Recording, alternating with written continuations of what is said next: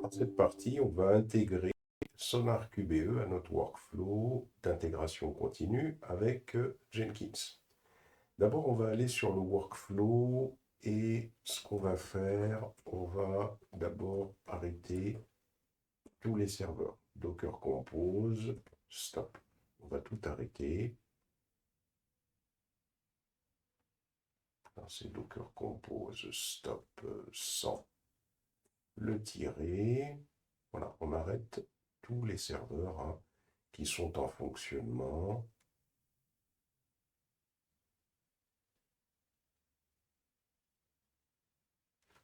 Vérifier ce qui fonctionne. Donc normalement, vous devriez avoir que le registry. Le minikube, vous pouvez l'arrêter avec minikube stop également, au cas où vous avez minikube qui fonctionne. Alors l'objectif, c'est quoi? C'est d'essayer de consommer le moins de mémoire possible. Mais si vous avez suffisamment de mémoire, laissez tout fonctionner. Mais pour ceux qui n'ont pas suffisamment de mémoire, pour laisser fonctionner GitLab, SonarQube, Jenkins et Postgre, une idée, c'est d'arrêter la base de données Postgre, de faire en sorte que SonarQube va fonctionner sans la base de données, c'est-à-dire qu'il ne va pas persister les analyses. Après tout, nous n'en avons pas besoin pour voir comment ça peut fonctionner dans notre workflow d'intégration continue.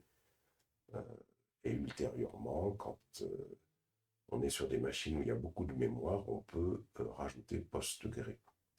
Mais si vous constatez que vous n'avez pas de problème de mémoire, vous n'êtes pas obligé de faire la manipulation que je vais faire.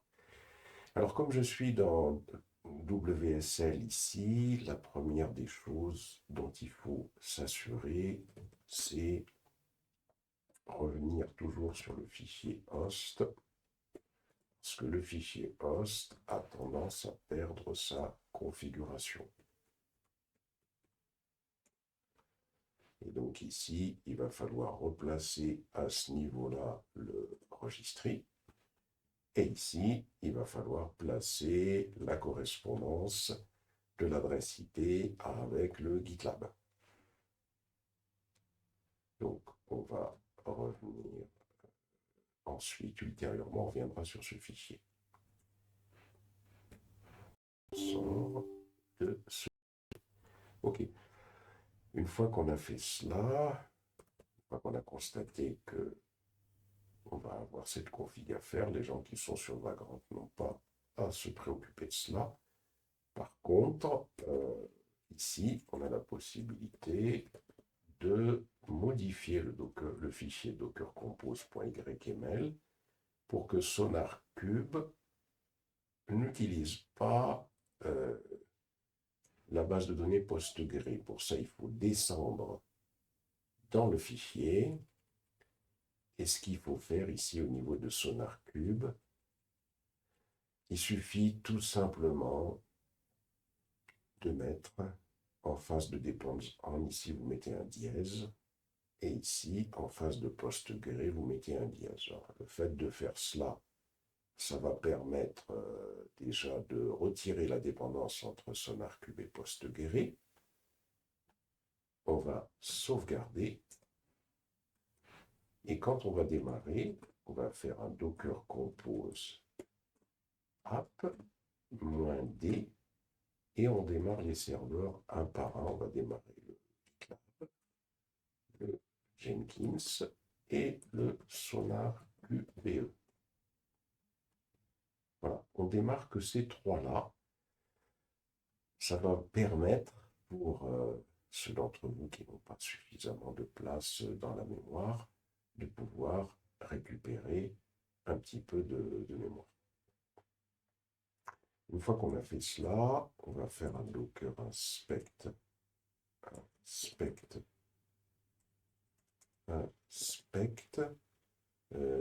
GitLab.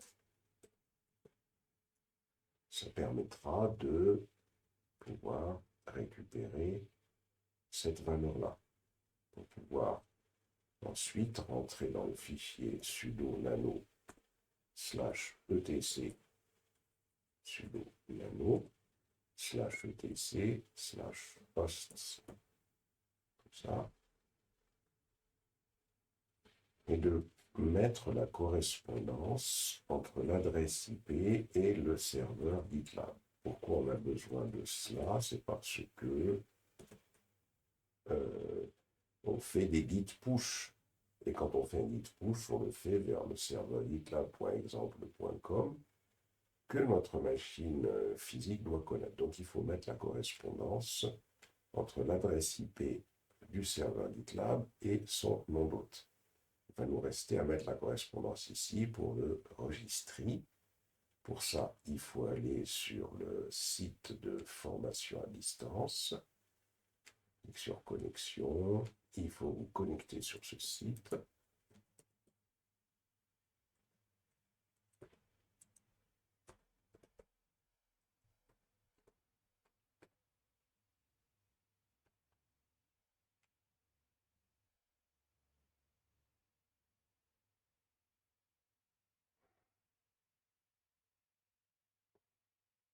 Quand vous êtes connecté sur ce site, vous allez dans mes cours, TPAS DevOps 2023, et on descend jusqu'à Kubernetes.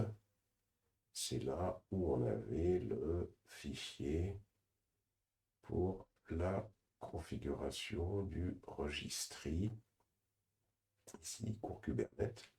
Dans Fichier, on a les informations concernant notre registry. Donc il est là, le registry, jusqu'à local ici.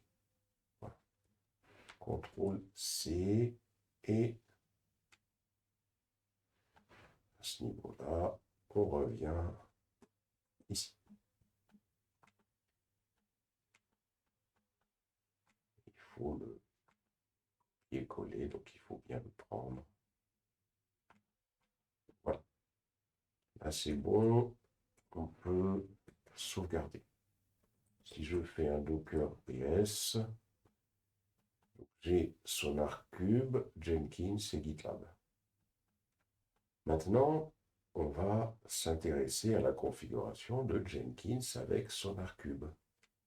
On va aller sur notre navigateur et première des choses qu'on va faire, on va se rendre sur le serveur Jenkins. http on va vérifier l'adresse IP de la machine sur laquelle on est. IP ADDR, on remonte et l'adresse IP, elle est ici. Voilà. Et donc là, on va pouvoir mettre cette adresse IP et accéder au serveur Jenkins. On se connecte à Jenkins. Voilà. Donc là, on est connecté à Jenkins. On va récupérer également cette adresse IP, l'adresse IP de la machine sur laquelle on a installé nos conteneurs. Et on va coller, on va faire 2.9000 pour pouvoir nous connecter à SonarCube. Mot de passe admin normalement. Et là, il me demande de changer le mot de passe. Donc, je mets l'ancien mot de passe et je mets le nouveau. On va essayer de faire passer les mêmes. Voir si on est accepté. Non, il dit non. Donc, admin 1 pour le nouveau mot de passe. Après, vous faites ce que vous voulez. Voilà. Donc, on a notre Jenkins, on a notre SonarQBE qui sont fonctionnels. On va aller sur notre site de formation à distance. Et sur le site de formation à distance, si on descend à Workflow d'intégration continue, on a un fichier qui s'appelle SonarCube ici. On ouvre ce fichier. Alors, le fichier qu'on avait ouvert concernant le déploiement Kubernetes, on n'en a plus besoin. Dans l'immédiat, voici le fichier concernant SonarCube. Et là, on nous explique ici que SonarCube, il sert à contrôler la qualité d'un logiciel et éventuellement également à rechercher des vulnérabilités de sécurité sur le code qui n'est pas en exécution.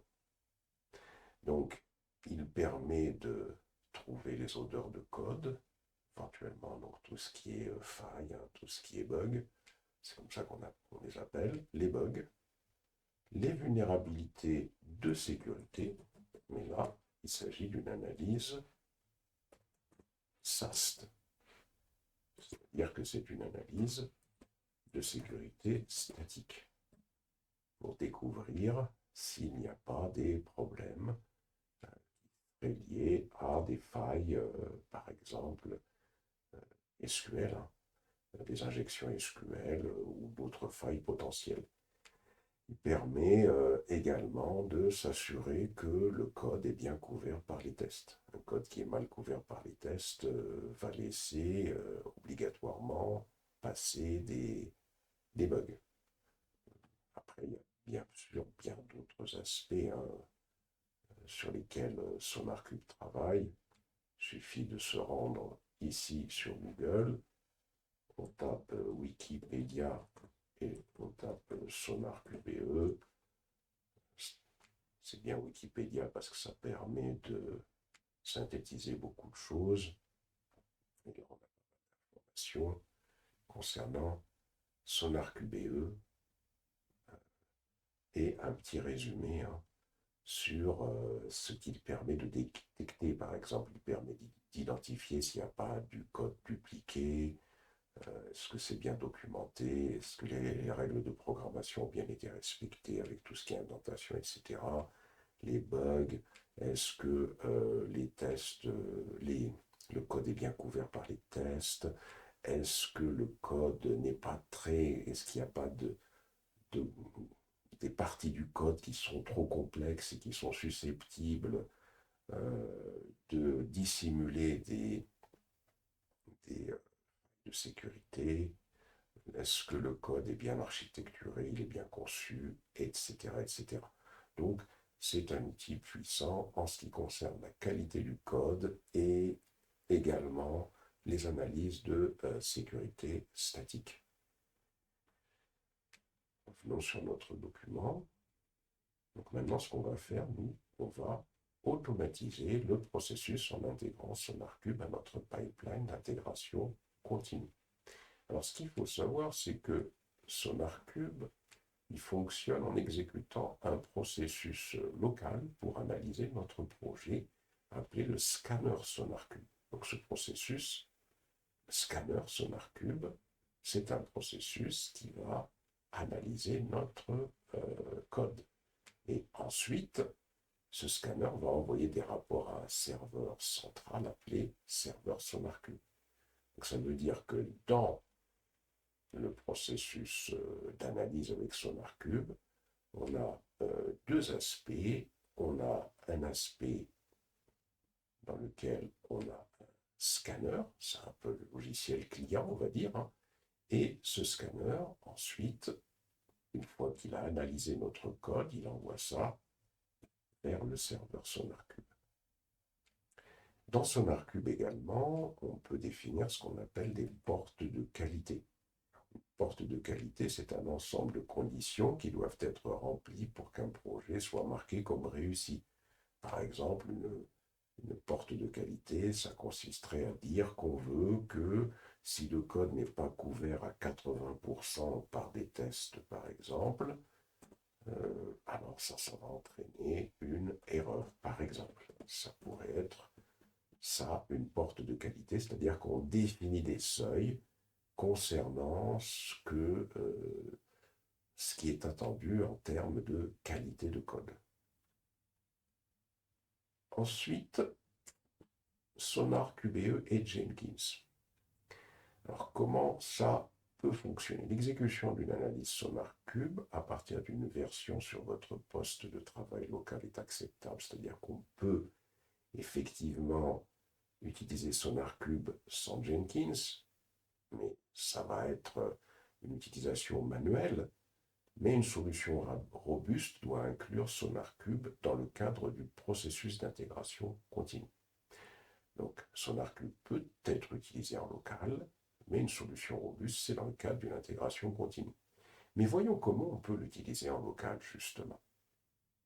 Comment on peut utiliser SonarCube sans passer par Jenkins? Voyons. Donc je vais aller ici me connecter sur SonarCube. Et puis ici, je vais cliquer sur Project. Il me dit, how do you want to create your project? Do you want to benefit from all SonarCube features, like repository, etc., etc. Bon, c'est pas tellement ce qui nous intéresse. Nous, personnellement, le repository ne nous intéresse pas, on veut créer un projet local. Le nom de ce projet va s'appeler, par exemple, Test Calculator, par exemple. Il nous indique ici, il nous dit de saisir une clé de projet, on va laisser comme ça. Et ici, il pose la question concernant le nom de votre projet ou la branche par défaut. On va laisser tel quel, hein. On va laisser main. On clique sur Next. Choose the baseline for a new code for this project. Donc, il pose un certain nombre de conditions. On va utiliser, cocher sur Use the Global Setting. On clique sur Create a Project. Voilà, donc là, il nous dit que notre projet a été créé. Ici, il nous pose la question, how do you want to analyze your repository? Donc, on peut l'analyser avec Jenkins, GitHub Action, GitHub Pipeline, GitLab CI, Azure Pipeline, etc. Mais là, ce qui va m'intéresser, moi, c'est un test local. Donc, on va cliquer sur Locally. Alors, une fois que j'ai testé sur Locally, une fois que j'ai cliqué sur Locally, il me dit de générer un token. Bon, on va générer un token. Hein. On va générer un token, on va le laisser tel quel, c'est très bien, analyse test calculator. On clique sur Generate. Voici notre token. Il nous demande de continuer, on clique sur Continue. Il nous dit, ici, on clique sur Continue, il nous dit qu'on va exécuter l'analyse de notre projet et il nous indique quelle est l'option qui décrit le mieux notre build. C'est avec Gradle qu'on va travailler.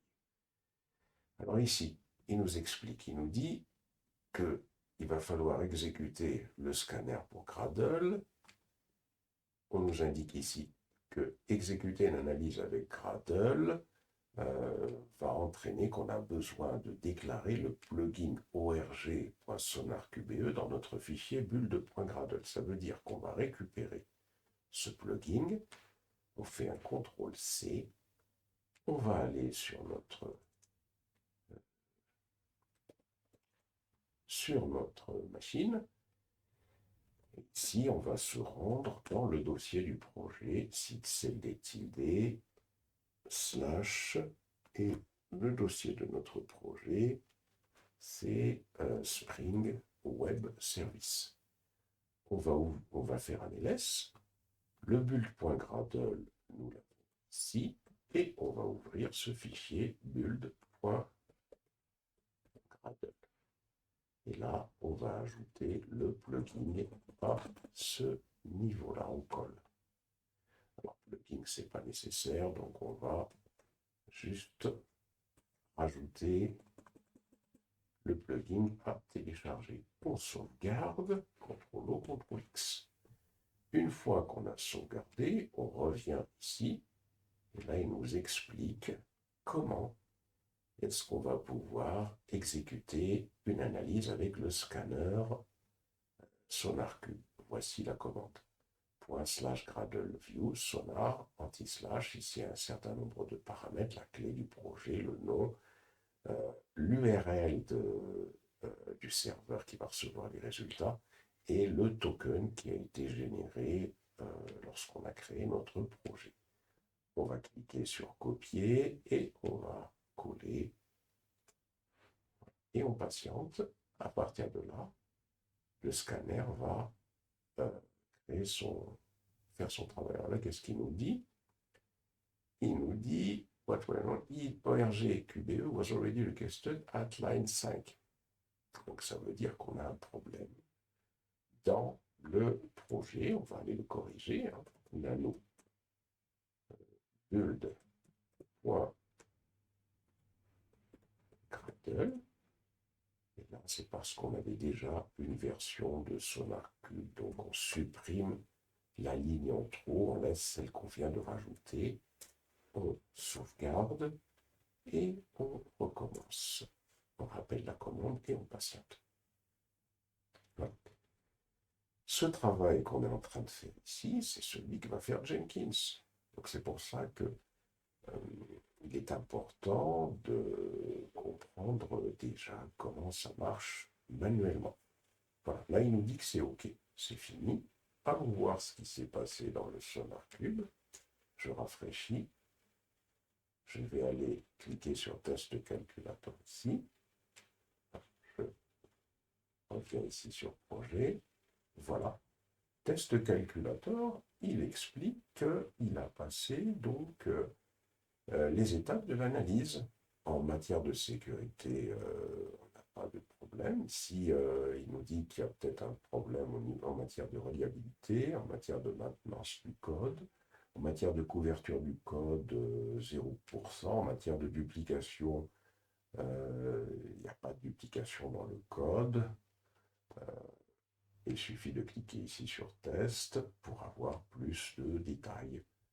Donc ici, il nous explique un petit peu tout ce qui peut y avoir comme problème en termes de sécurité. Ici, il nous dit qu'il y a un problème en termes de sécurité. On clique là-dessus et il nous explique ici ce qui peut se passer en termes de sécurité. Make sure login safe and unsafe HTTP method is safe here. C'est-à-dire que là, il voit qu'il va y avoir une méthode HTTP qui va être utilisée alors que HTTPS conviendrait plus. Voilà.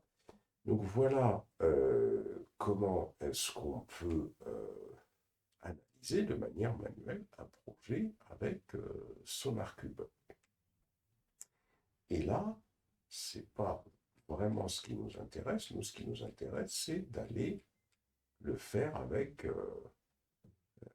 Jenkins. Là, on nous parle d'ajouter le scanner SonarQube pour Jenkins. Donc on nous dit, si vous ajoutez l'analyse SonarQube dans un pipeline Jenkins, vous pouvez vous assurer que si la porte de qualité échoue, le pipeline ne passera pas d'autres étapes, telles que la publication. Pour ce faire, nous pouvons utiliser le plugin SonarQube Scanner pour Jenkins. Il comprend deux fonctionnalités que nous allons utiliser aujourd'hui.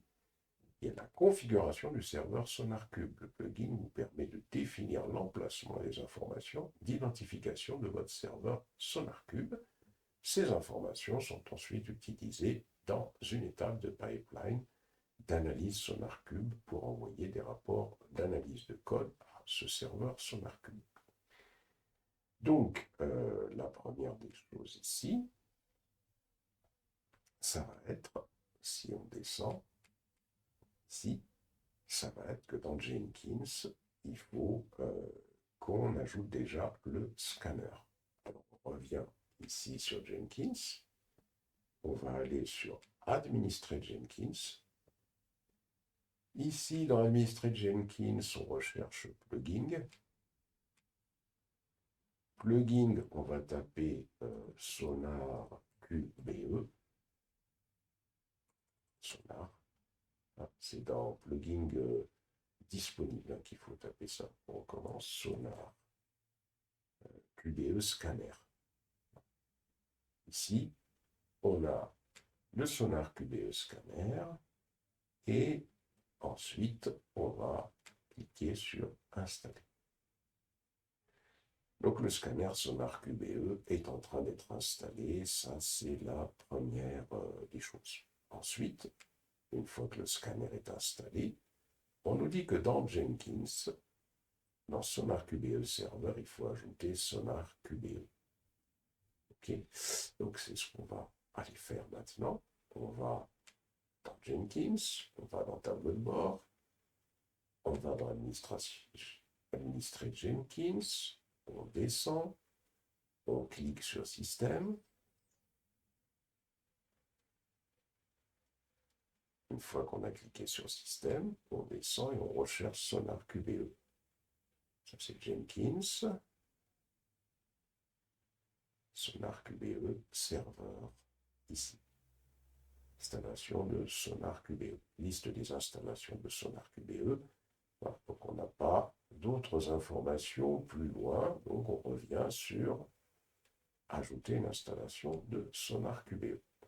Ici, on va l'appeler Sonar QBE, cette installation. Voilà. Comme ça.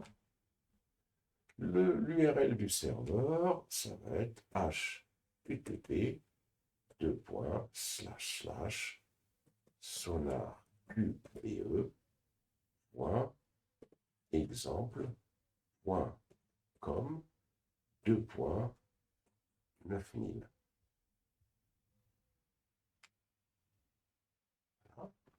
Alors, pour nous assurer de ça, parce que quand on fait ça, ça veut dire que Jenkins est capable de trouver cette URL-là. Donc, on va enregistrer. On va revenir sur notre configuration. On va faire un clear. Faisons un docker exec -citer Jenkins bash. Si je fais un cat /etc/host, c'est bon, il sera capable de le trouver. Et ça, c'était quand on a défini le workflow d'intégration continue dans le Docker Compose. Si on retourne sur le Docker Compose, si cd workflow, à ce niveau-là, si je fais un nano docker-compose.yml, on voit qu'au niveau de Jenkins, on avait défini les extra hosts. C'est grâce à ça que notre fichier host a été renseigné par GitLab et également la correspondance avec SonarQB et son adresse IP. Et c'est grâce à ça que Jenkins peut localiser GitLab et SonarQB. Bien, maintenant qu'on a expliqué tout ça, revenons sur notre document. Donc, on a ajouté le plugin scanner dans SonarQube et on demande de générer un token dans SonarQube à ajouter dans un token dans Secret Text. Donc, je vais aller sur User, My Account, Sécurité et générer un token dans SonarQube. Je viens ici, je vais sur SonarQube. Voilà. Je clique sur Administration, je clique sur Security, je clique sur User. Et là, le user que j'ai, c'est Admin. Donc, token, je vais venir ici sur Token. Et là, je vais entrer un nom de token, par exemple, Mousse 2024. Je clique sur Generate. Et là, il m'a généré le token. Je le sélectionne, ce token. Je close. Et je reviens sur Jenkins. Dans Jenkins, je vais sur Tableau de bord. Je vais sur Administrer Jenkins. Et je vais descendre ici sur Credential, ici. Et dans Credential, je clique sur, ici, sur Global, pour avoir un Credential global. Je clique sur Add Credential, et là, je sélectionne Secret de texte. Je colle le token que j'ai récupéré, et là, je vais l'appeler SonarQBE Jenkins. et je clique sur Create. Voilà. Donc là, j'ai créé ce token SonarQBE. Donc, on a installé le plugin Sonar Scanners dans Jenkins. On vient de créer un token dans SonarCube et on a défini un credential, ici SonarCube Jenkins, qui va permettre la connexion de Jenkins à SonarCube. Et maintenant, une fois qu'on a fait ça, on revient sur le tableau de bord, on retourne sur Administrer Jenkins, et là maintenant l'objectif, ça va être de revenir sur configuration du système sur système, et je vais descendre à l'endroit où j'avais configuré le SonarCube ici. Parce que là, il faut que j'ajoute un token. Je sélectionne ici les tokens existants et j'ai SonarCube Jenkins qui est ici. Donc ça, c'est pas mal. Voilà, j'ai ajouté le token ici et je clique sur Enregistrer. Maintenant, une fois qu'on a fait ça, il faut configurer SonarCube pour pouvoir y définir un webhook. Un webhook, ça veut dire que SonarCube va notifier Jenkins si tout s'est bien passé ou pas. Donc, administration, configuration, webhook. Ça va se faire dans notre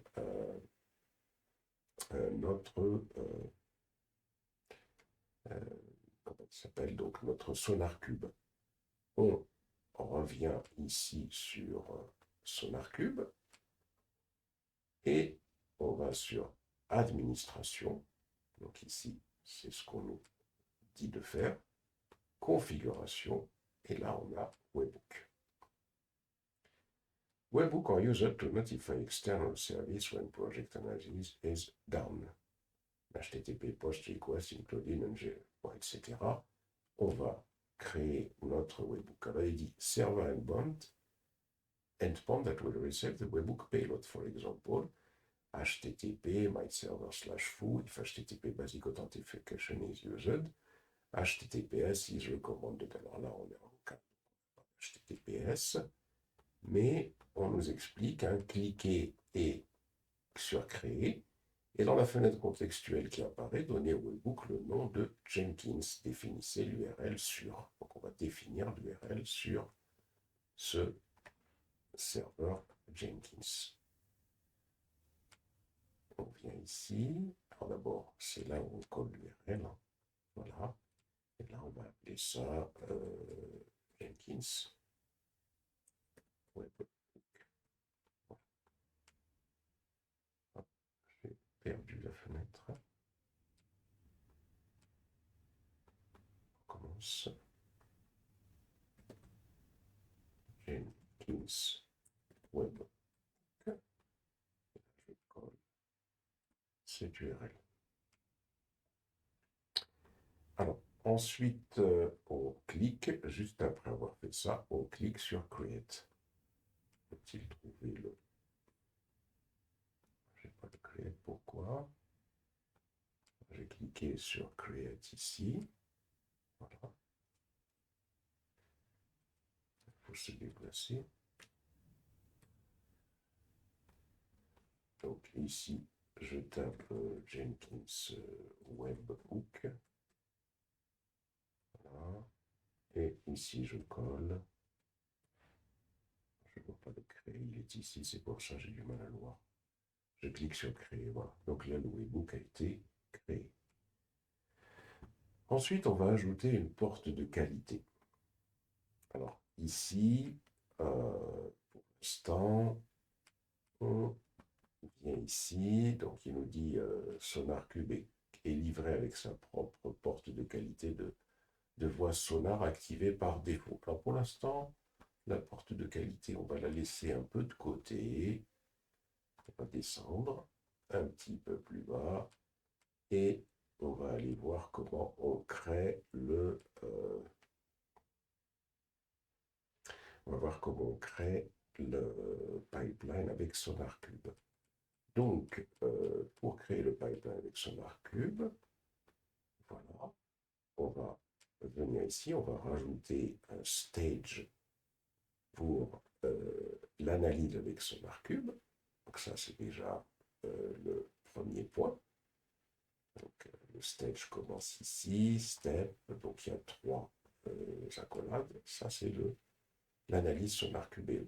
Et puis là, on a un stage pour les portes qualité, c'est-à-dire si les seuils ont été respectés. Donc à partir de là, l'analyse sera OK. Donc on récupère ces 2 stages-là. Attention, on laisse la dernière accolade. On vient plutôt ici un stage. Analyse, donc 1, 2, 3. 1, 2, 3, ça c'est bon. 1, 2 et 1, 2. Donc on ne récupère que 2. On sauvegarde, on retourne sur Jenkins, ici. Et quand on est sur notre Jenkins, on clique sur notre projet, on clique sur configurer. Ici. Et dans configurer, on va descendre un petit peu plus bas, ici. On se positionne, on laisse 2 accolades, on se positionne ici. Ça permet de laisser 2 accolades vers le bas. Pourquoi? Parce qu'il y a une accolade qui va fermer le pipeline et une accolade qui va fermer les stages avec un S. Donc ici, on se met là. Et là, on colle. Là, on peut déplacer les codes pour que ce soit plus correct. Là, là, voilà. Et ici, on fait exactement la même chose ici.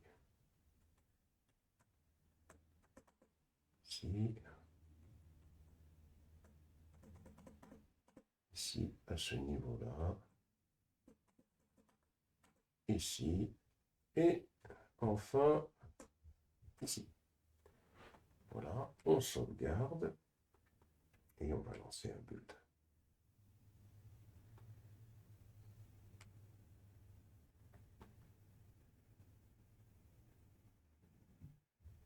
Et on patiente pendant que les étapes se font.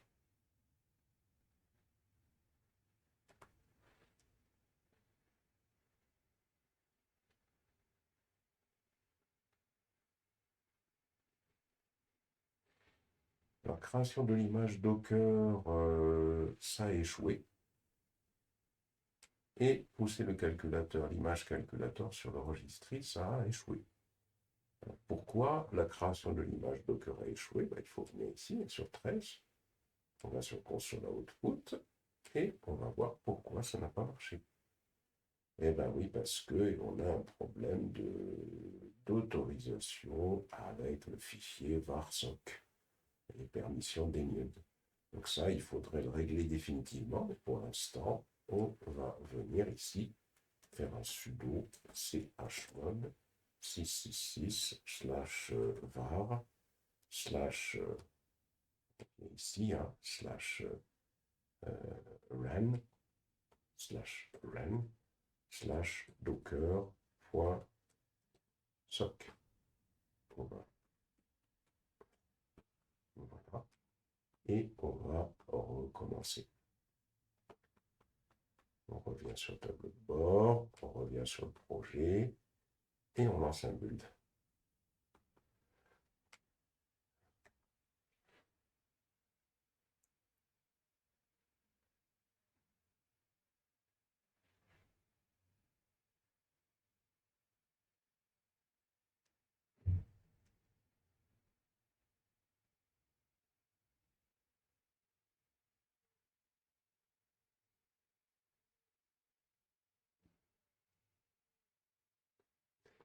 Alors, tout a fonctionné sauf l'analyse avec Sonar QBE. Allons voir pourquoi ça n'a pas fonctionné. On va sur 14, console output, on descend et on va aller voir la raison pour laquelle. Alors, qu'est-ce qu'il me dit? Il dit que à ce niveau-là, donc, ici, hein, donc là, il explique stage Sonar QBE Analysis. Il dit que Sonar QBE installation defined in this job, Sonar QBE, does not match any configuration installation. Number installation that can be configured. Donc il dit que si on retourne sur le ici, si on retourne sur tableau de bord, on va sur projet, notre projet, on clique sur configurer et on descend sur ici le stage Sonar QBE, on a l'environnement Sonar QBE qu'on a défini ici. On va le sélectionner. Sauvegarde.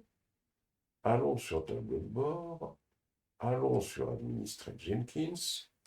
Et descendons sur Système.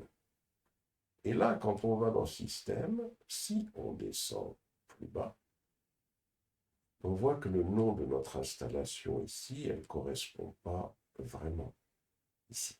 Installation. Donc il faut bien, on colle pour avoir la même syntaxe.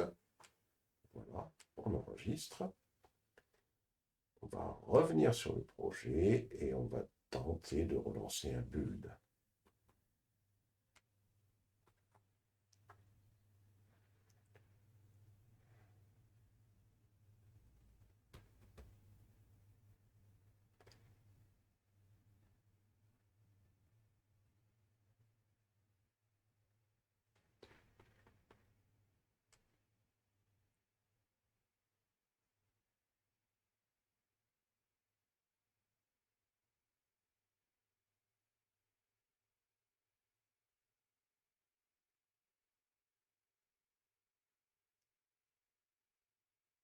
Là, c'est bon, c'est passé. L'analyse Sonar Cube. Qualité Gets.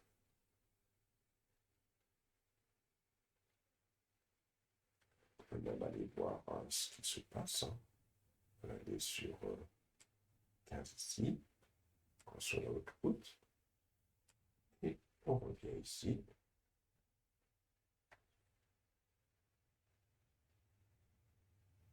Et là, il est en train d'attendre.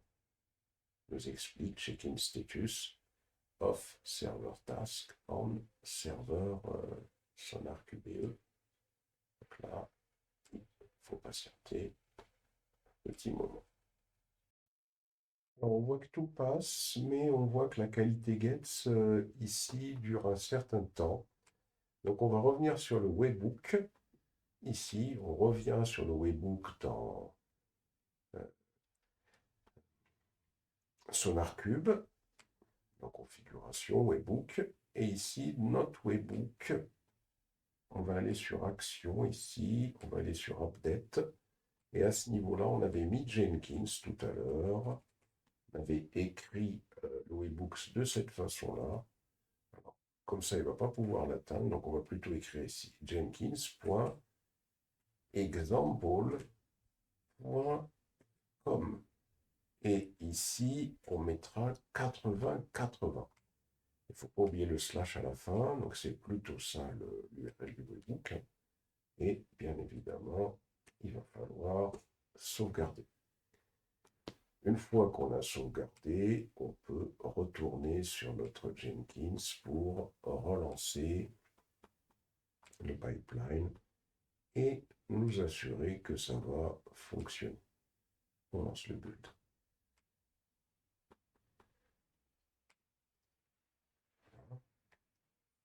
Et là, on patiente et normalement, ça devrait marcher.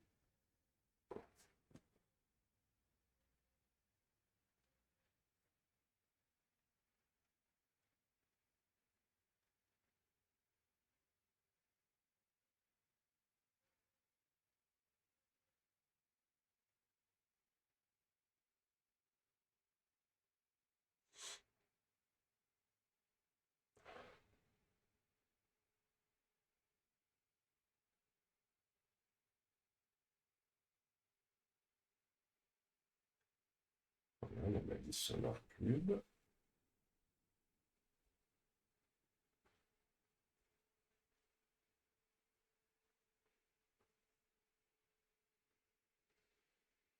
Voilà, et là, qualité Gex. Comme on n'a pas configuré, normalement, ça devrait passer également.